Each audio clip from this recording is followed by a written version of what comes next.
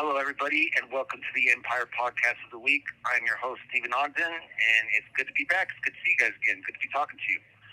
Let me tell you a little bit about my week, what's been going on, how things are going. I went to court, got shot down on my plea agreement. Looks like we're moving towards trial. Pre-trial readiness on the 25th of July, and then I will have trial starting August 7th. A lot of complexities with the case, this draconian three strikes law. The district attorney is trying to utilize it when I'm not eligible for it. All this case law is on my side, and that whole thing where they just throw everything they can at the wall and see what sticks. Like I got to take them to trial, but I'm confident in my case, and I'm confident in being willing to accept responsibility for my actions, but I'm just not going to be bullied into taking a plea agreement for a case that wasn't mine. So, what else is happening? Everything's going good in the pod. No drama. Sounds like we might be getting new facilities. It's a big rumor about that. I hope it's not true.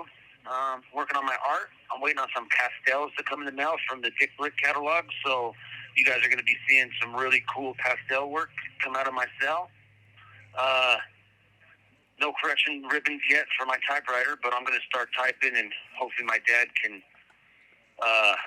figure out all my mistakes and we can get my book up and ready for the website, empirecorp.org. That's going to be coming soon. I look forward to putting that on there for you guys to read, purchase, something we can put towards criminal justice prison reform.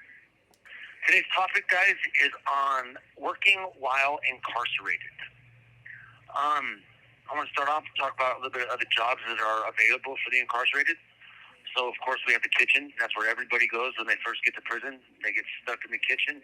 Some guys love it. They get to sneak extra food. And I personally hate the kitchen. They wake you up. You're scrubbing potatoes and scrubbing pots. And, you got to start at the bottom and work your way up. Let's see, they have construction, maintenance, CMS, plumbing, electronics, electric work. We got a lot of porter jobs. They make great janitors out of us guys that come to prison.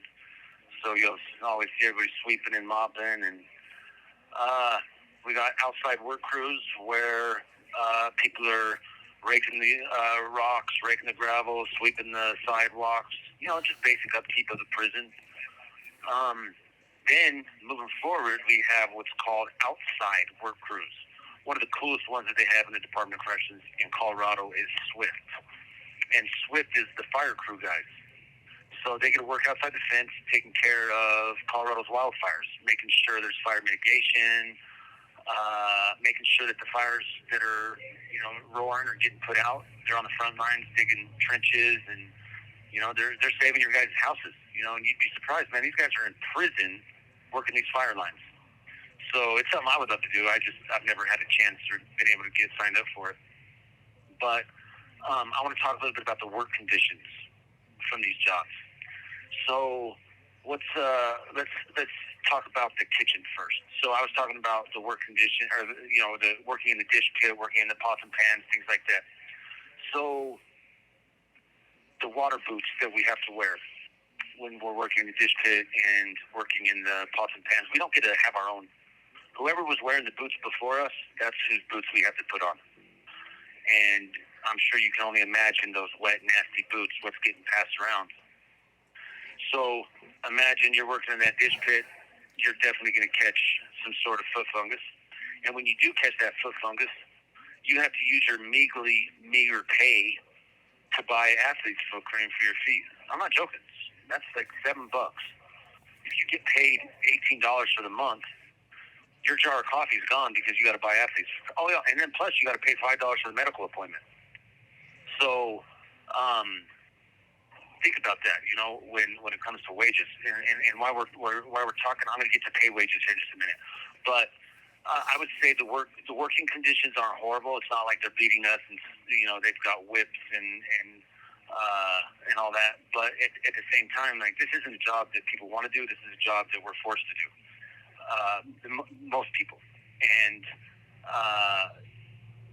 you're waking up at 3 a.m. You're standing over hot kettles, you're washing dishes, you're washing pots and pans for thousands of inmates, and it's just not a fun job. But at the same time, we're incarcerated, right? I mean, someone's got to take care of the kitchen. Someone has to do that.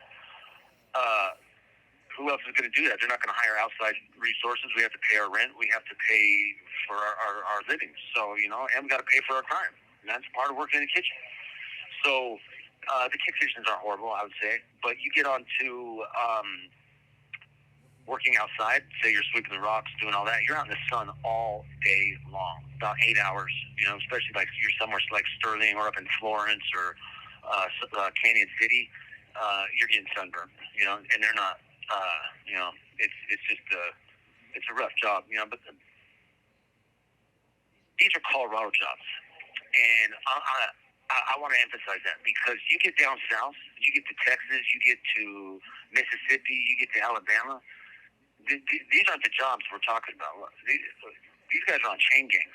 You get to, I think even Arizona is still doing chain gangs. These guys are digging holes. They are digging pits. They are doing rock quarrying work. They are in the worst conditions you can imagine. Hot, sweaty, dehydrated, and they're not getting paid nothing. So this is going to lead me to my topic next week. I'm going to talk about slave labor. But right now, I just kind of want to continue on with these. I want to talk about pay grades. So in Colorado, inmates get paid on a grade system. So grade 1, grade 2, grade 3, grade 4, grade 1 being the best. You're looking at maybe, if you got a grade 1 job, $30, $40 a month. That's if you are lucky. Now, if you get into the industries, which is CI, Colorado Industries, which is shut down right now due to embezzlement at the highest level, I think it was $183 million came up missing from the Department of Corrections, and it ended up getting shut down. But this is where they make license plates. This is where they make any different number of chairs, sofas, office equipment, things like that. And if you make all your days, there's no absences, you get a bonus. So some of these guys are taking $300 a month home. Some guys get into welding. Now, I wish I could be lucky enough to get into that program because if you're a welder, I mean, you're learning the skill for life. They're welding, they're building, they're fabricating whatever Department of Corrections has them fabricating, and then they are selling these different, I think, truck chassis. I'm not sure exactly what all they're welding, but they're getting paid good for it, and the inmates are not. So kind of do the math on that. But one thing I want to talk about is these wages that we're getting paid, and what I think the reasons are that we should be getting paid a different wage. How many of the guys in here have children at home? How many of these guys have ailing parents at home? How many of these guys have a wife at home?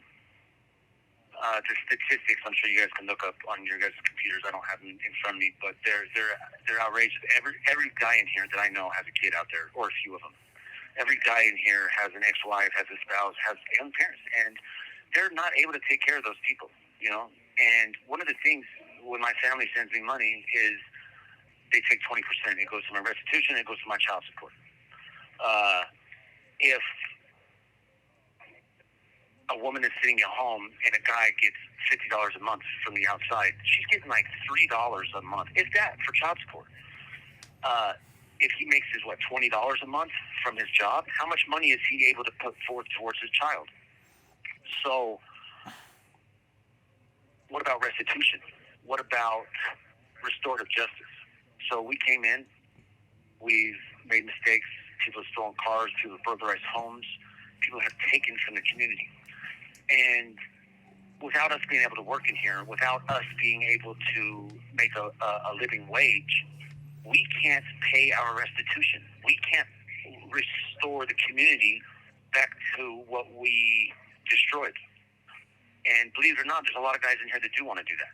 There's a lot of guys in here that say, hey, man, if I could have a job, if I could work, if I could have a trade, I would pay my restitution and I would pay for my kids. And I would pay alimony, I'd pay for my wife, I would pay to help my parents that are unable to work because of their age or whatever reason. But they refuse to give us jobs or give us a wage that is livable. So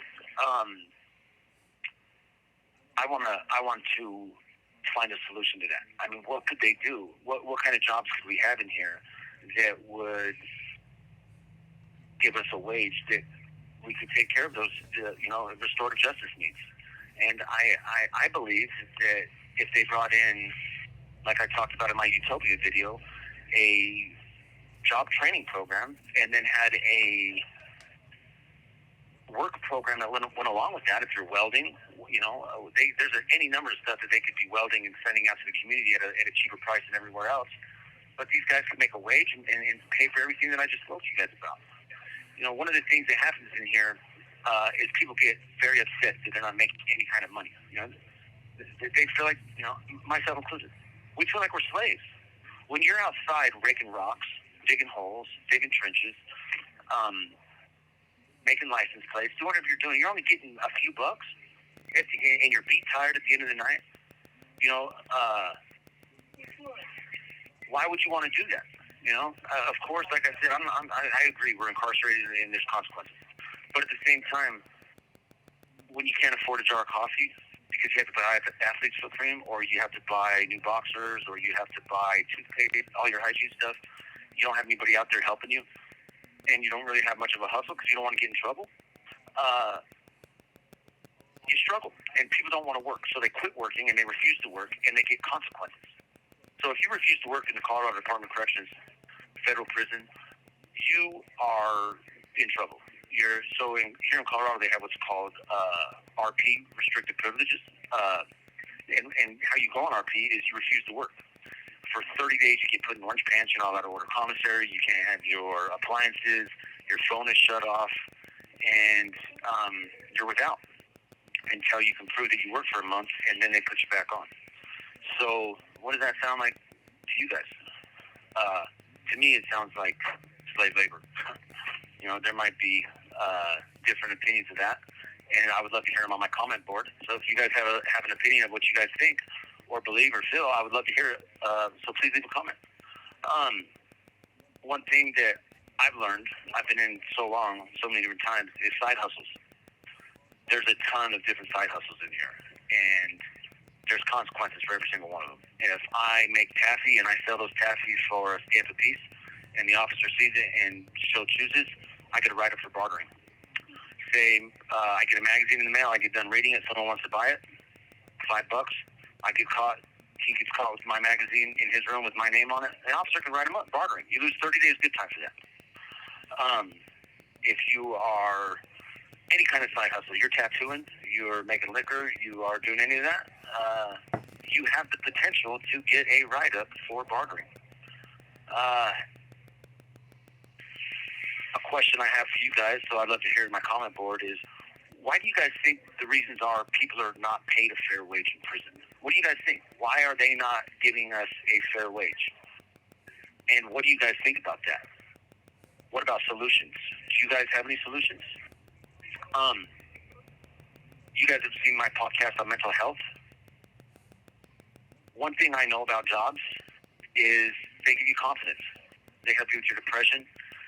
Being in the unit all day in these prisons is annoying. It is the worst thing. When you're stuck in this prison unit all day long, you are around the same people all day long. You know their routine. You know when they're showering. When you have a job, at least, you get to leave the unit.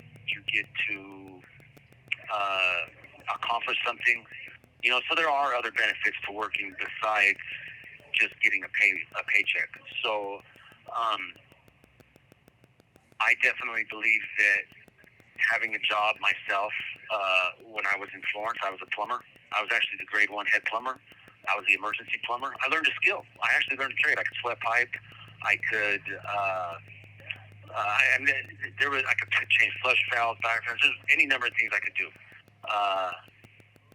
It was hard to get a job for it when I came home because of having my criminal record and things like that. But at the same time, I just wasn't trying hard enough. My addiction got in the way, things like that. I learned something. And to this day, I still have that trade. I still help out with the guys in here when the plumbers come in and they can't figure it out. But at the end of the day, when I'd go home after working 8 hours up there, I would feel good. I actually accomplished something, and I was learning something. So I was happy about that. I was confident, and I wasn't dragging butt like I am in here. One thing though, next week I'm gonna move on, guys. I'm gonna close out. I don't want to hold you too long on this topic, but next week's topic is about a book that I read. It's called The New Jim Crow, and it goes on to talk about how inmates were the new slaves. And if you guys want to read the book, you're more than welcome to. The New Jim Crow. It's all about slave labor in the United States with inmates.